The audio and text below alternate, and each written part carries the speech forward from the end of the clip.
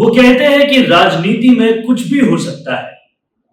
आज ये बात पूरी तरह से साबित होती है कि वाकई राजनीति में कुछ भी हो सकता है। जब राजनीति में ये पॉसिबल है तो कुछ भी हो सकता है। गौर से देखिए इस तस्वीर को। यहां वसुंधरा राजे और घनश्याम तिवारी एक दूसरे से हाथ मिला रहे हैं, मुलाकात कर रहे हैं, खुश हो रहे हैं और एक तरह से ऐसा लग रहा है कि घनश्याम तिवारी वसुंधरा राजे का धन्यवाद कर रहे हैं। अब इस तस्वीर पर थोड़ा सा गौर फरमाते हैं।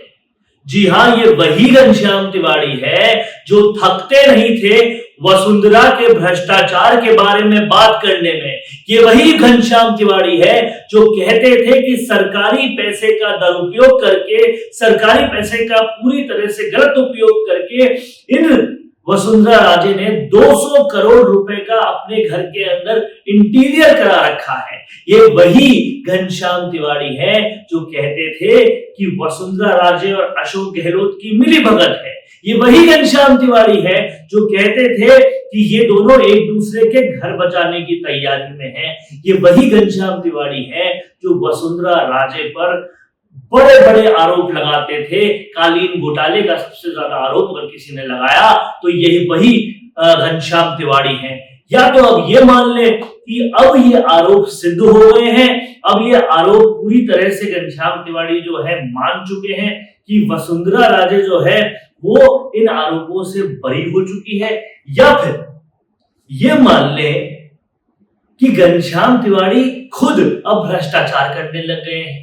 क्योंकि सियासी गलियारों में तो ये बातचीत चली रही है कि ये टिकट अगर घनश्याम तिवारी को मिला है तो कितने रुपए में मिला है।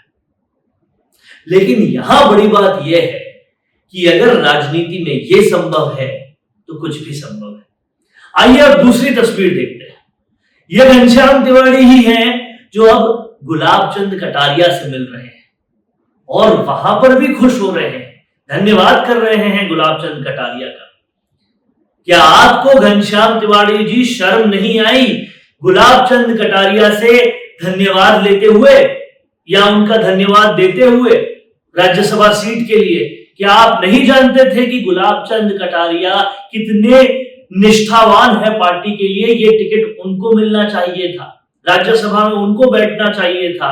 पूरी जिंदगी आरएसएस और भाजपा में खपाने के बाद भी आप वो टिकट ले गए हैं जो कभी अपनी पार्टी बनाते थे, कभी कांग्रेस में जाते थे, कभी वसुंधरा राजे को भ्रष्टाचार का आरोप लगाते थे, कभी बीजेपी पर आरोप लगाते थे। आज क्या हुआ? आप इन्हीं से हाथ मिला रहे हैं। अब समझने वाली बात यह है कि अगर राजस्थान की राजनीति में वाकई कुछ भी हो सकता है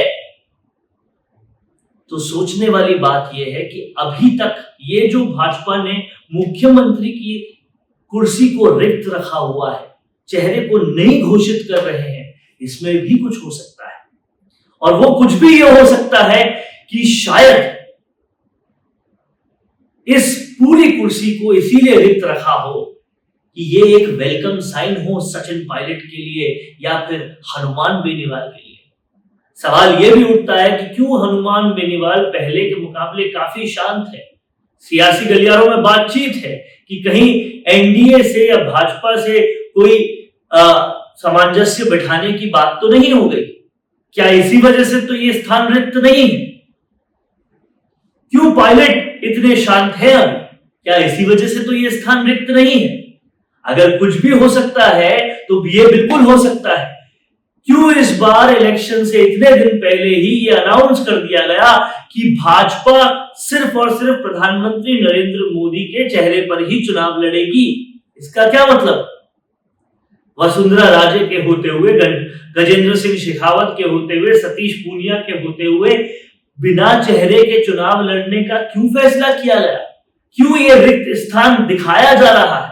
इसकी वजह क्या है?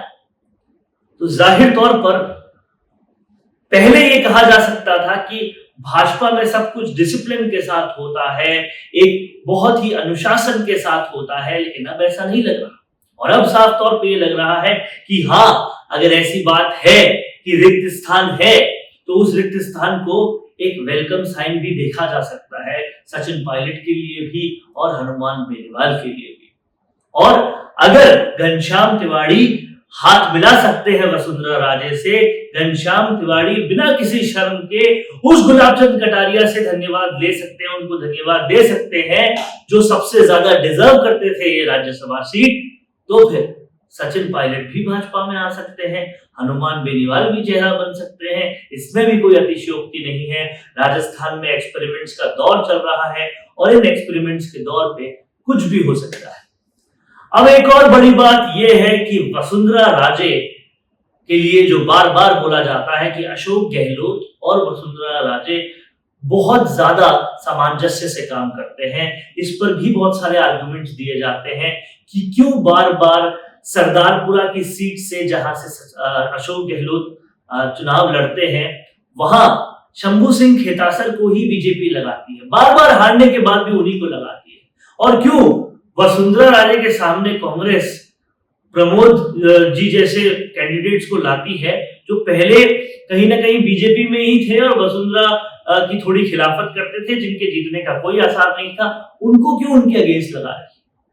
यानी कि दोनों चाहते हैं कि दोनों जीत जाएं और दोनों को पूरी तरह से क्लीन चिट मिलती है, सामने एकदम कंपटीशन खत्म मिलता है। और ये जो सामंजस्य है वो जब वसुंधरा राजे को भाजपा दरकिनार कर रही है पूरी तरह से, तो ये सामंजस्य कैसे काम करेगा? क्या अब अशोक गहलोत वसुंधरा राजे को कोई मदद देंगे या किसी भी तरीके से कोई मदद करेंगे? ये सवाल सियासी गलियारों में पूछे जा रहे हैं और इन सवालों का वाकई बहुत ज्यादा महत्व है। तो अब आज के बाद से सियासत में क्या कुछ होता है कुछ कहा नहीं जा सकता, कोई भी किधर भी जा सकता है, कुछ भी हो सकता है, उसके पीछे का खेल क्या है वो भी बहुत बड़ा हो सकता है।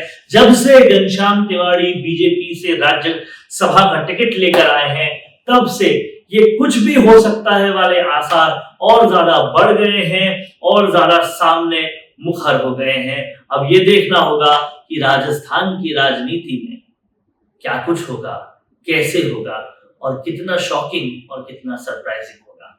कैसा लगा आपको ये वीडियो हमें कमेंट करके बताएं। अगर ये वीडियो अच्छा लगा है तो इसे ज्यादा से ज्यादा शेयर करें।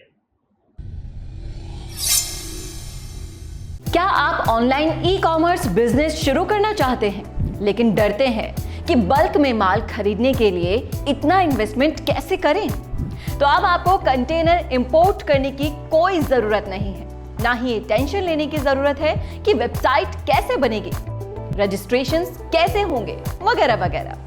जरूरत है तो सिर्फ एक कंप्यूटर, एक इंटरनेट कनेक्शन और जीएसटी नंबर की। ऐसा कैसे हो सकता है? ये सब होगा। ये सवाल अगर आपके दिमाग में आ रहे हैं तो बिना देर किए तुरंत कॉन्टैक्ट करिए हमारे ई-कॉमर्स कंसल्टेंट से।